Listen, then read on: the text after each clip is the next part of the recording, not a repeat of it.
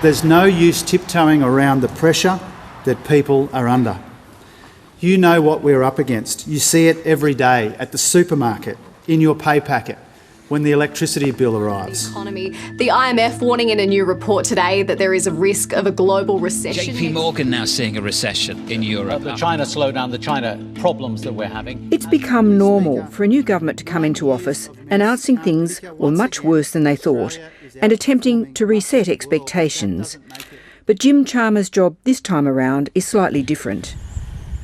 Whatever the fiscal sins of the former government, the new Treasurer's problems have rested more with the weather gods and with Vladimir Putin, whose war in Ukraine supercharged a price surge driven by COVID-linked supply chain problems and a commodity price spike.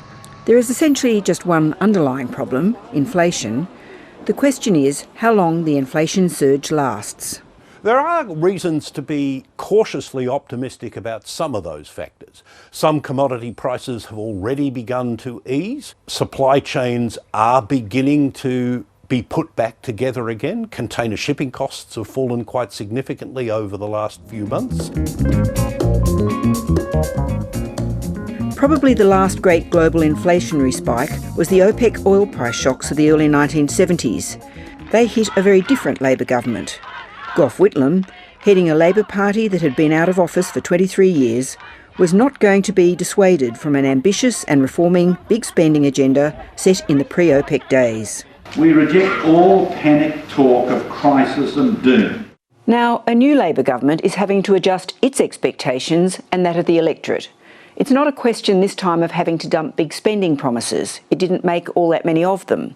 But the economic circumstances will still mean the government is presiding over tough times being experienced by voters and being constrained in what it wanted to achieve and promised, most notably real wages growth after almost a decade where wages have gone backwards.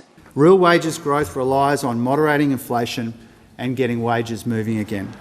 In fact, the Treasurer was foreshadowing today that real wages are actually going to be going further backwards in the short term, as annual inflation is forecast to peak at just under 8%. Higher inflation also hits economic growth and with it the labour market. Unemployment is also going to be heading higher, the last thing any Labor government wants to see. There is little prospect of any short-term budgetary relief for households. Inflation will hit the federal budget too, as welfare payments that are pegged to inflation rise, and the government is forced to pay a higher interest bill on its existing debt. The likelihood is, in the absence of any major policy changes announced in the upcoming revised federal budget on the 15th of October, that the deficits for the current financial year and the one beyond could be higher than had been forecast in the last budget of the coalition government. And then there is that speculation of the deepest global recession in 50 years. The Treasurer said today recession was not the government's expectation, nor Treasury's.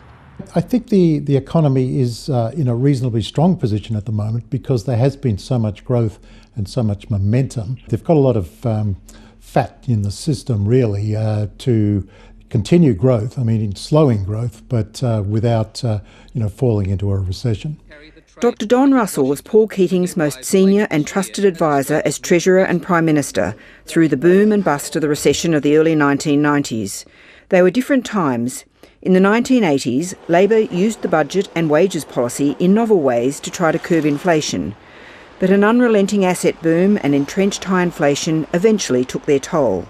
By about 1990, the only tool, the only remedy really was a sharp increase in interest rates, because otherwise we were in a situation where wages would have exploded. The usual way of dealing with higher inflation is through monetary policy. That is, for the central bank to lift interest rates, and as a result, the cost of money.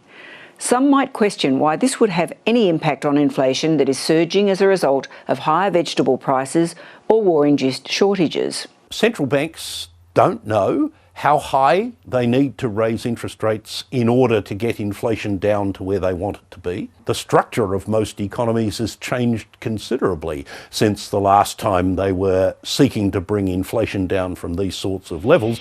But the crucial fight is seen as being about stopping people locking in expectations that higher inflation is here to stay.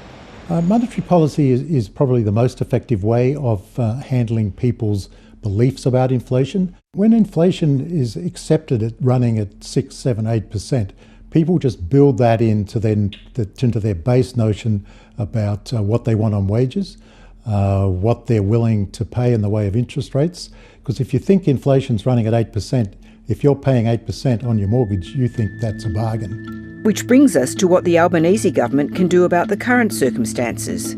The Treasurer was talking today about measures the government can take to alleviate the pressures households are feeling and some of the price pressures in the economy. There's not a lot of cash to splash around, but Jim Chalmers was pointing to existing promises to help cut the cost of childcare and medicines, as well as changes he hopes will cut energy prices and ease labour market shortages longer term.